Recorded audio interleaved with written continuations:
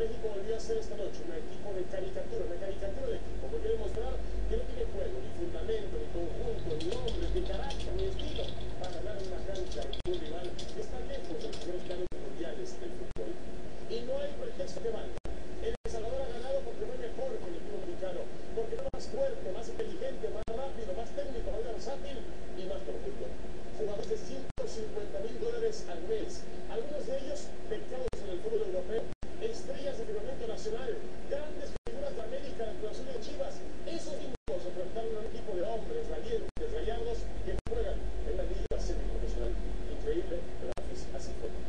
La enfermedad del fútbol mexicano es degenerativa, y si no fuera engañoso, que al mismo tiempo bendito Estadio Azteca, el Mundial debería dejarse sus planes.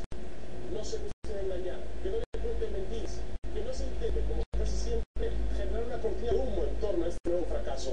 El arbitraje no le ganó a México, el árbitro se equivocó y su trabajo fue, como casi siempre sucede en la CONCACAF, eminentemente localista. Se equivocó en una jugada larga, quizá sobre el final del partido, donde aparentemente no había fuera de lugar. Pero justificar la derrota por el árbitro no es de ninguna manera algo que pueda permitirse a nivel de la selección mexicana. México es un desastre jugando fútbol. La ELA ya ha cobrado 3 entrenadores y nadie parece tener la medicina correcta. ¿Dónde están hoy aquellos que pedían desesperadamente la cabeza de Erickson?